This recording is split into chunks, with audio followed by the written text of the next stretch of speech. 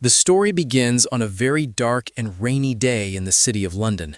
We meet a woman who is heavily pregnant, and for the sake of the story, we will call her the girl. She is at home alone, feeling very scared because the rain has not stopped for days. The entire city is starting to flood, and the water is rising quickly. She is on the phone with her husband, who is stuck in a massive traffic jam. The streets are blocked with cars because everyone is trying to escape the rising water. Her husband tries his best to calm her down over the phone, telling her to be patient and promising that he will be home soon. But the girl is in a lot of pain because she is starting to go into labor. Just as they are talking, the situation turns into a nightmare. The pressure of the floodwater outside becomes too much, and suddenly the windows of her house shatter. A massive wave of water rushes into her living room like a wild river. The girl is swept away and begins to drown inside her own home. She struggles to stay above the water while dealing with the intense pain of labor, but eventually the exhaustion and the cold become too much, and she faints. When she finally opens her eyes, she is in a hospital bed. She realizes that she has survived and that she has given birth to a beautiful baby boy. Her husband is there by her side, looking tired but relieved. He had arrived just in time to rescue her from the water and rush her to the medical center. However, there is no time to celebrate. The hospital is completely overwhelmed with people injured by the flood. The doctors tell the couple that they must name their baby and leave immediately because there are no beds left for them. The girl wants to go back to their house, but her husband tells her the heartbreaking news that their home is completely underwater. They have lost everything. With no other choice, they decide to drive to the husband's small village, hoping to find safety with his parents. The journey to the village is long and difficult. The roads are packed with people who are desperate and hungry. When they finally reach the entrance to the village, they find a police checkpoint. The officers are only letting local residents inside. The husband pleads with the guards, explaining that his parents live there and that they have a newborn baby who needs shelter. Seeing the tiny infant, the officers eventually show mercy and let them pass. When they arrive at the parents' house, they are welcomed with open arms and tears of joy. For a few days, life feels almost normal again. The parents had prepared for the disaster by storing food and water, so they are able to eat and rest. The couple even finds an empty house nearby and decide to make it their own little home. But this peace does not last long.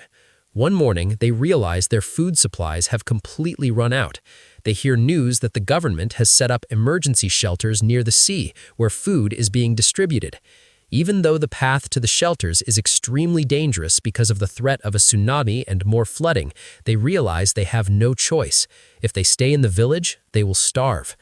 Because the girl is still weak from giving birth, the husband, his father, and his mother decide to go to the shelter alone to get supplies, while she stays back with the baby. The husband kisses his wife and son, promising to return as fast as he can. Hours turn into a full day, and the girl begins to panic. Her baby is crying because he is hungry and she has nothing to give him. Suddenly, there is a knock at the door. Terrified, she opens it to find a man and a child who look like they are about to die from hunger.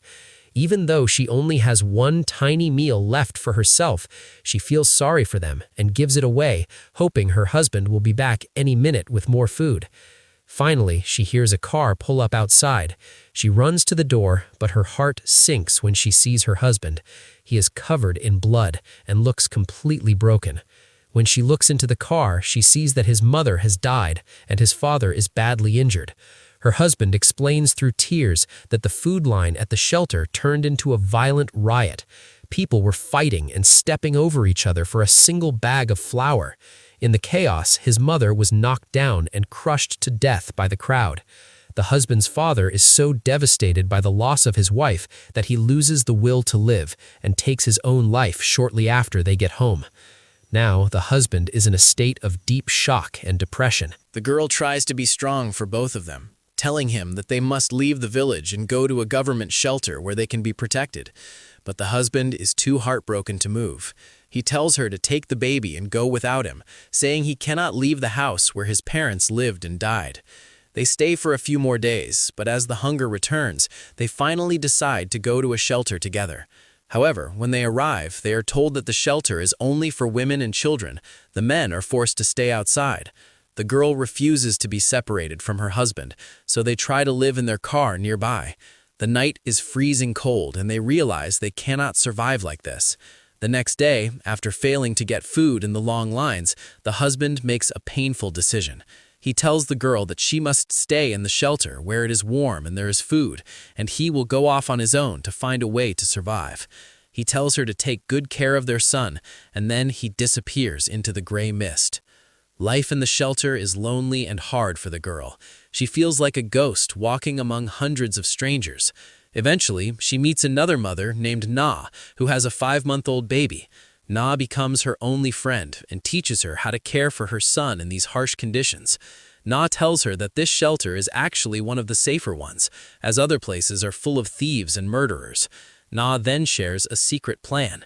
She has a very wealthy friend who owns a private island that hasn't been touched by the floods. She asks the girl to come with her to the island so they can raise their children in peace. The girl is torn because she still hopes her husband will come back for her. But before she can decide, the shelter is attacked.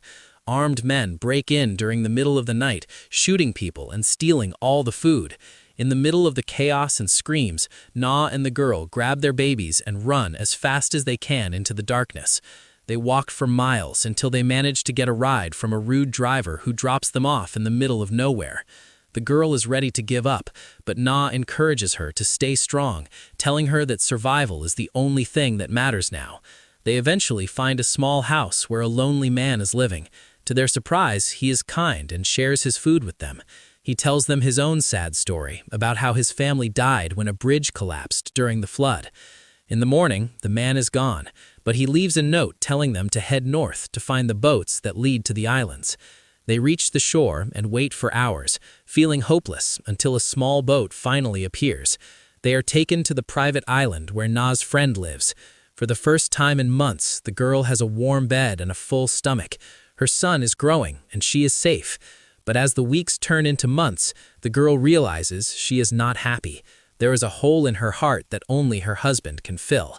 An old woman on the island notices her sadness and tells her that she cannot build a future if she is always looking back at the past. This advice gives the girl a strange kind of courage. She decides that she must go back to London to find her husband, even though everyone tells her she is crazy to leave safety. After a tearful goodbye to Na, she sets off on a dangerous journey alone with her child. She has to hike through the woods, eating leaves to survive, and even hunting small animals to feed herself and her son. She is no longer the scared girl she was at the start of the story. She is now a warrior. Eventually, she reaches the edge of the city, steals a car from a couple she encounters, and drives back into the heart of London. The city is a ghost town, ruined and filled with stagnant water. She goes back to the ruins of her old home and waits. She has a feeling in her soul that he will look for her there. One day, she hears a noise. She looks up and sees a man walking toward her. It is her husband. He had never stopped looking for her, and he had returned to the one place they shared. They fall into each other's arms, crying with relief. The world around them is destroyed, and the life they once knew is gone, but they are finally together.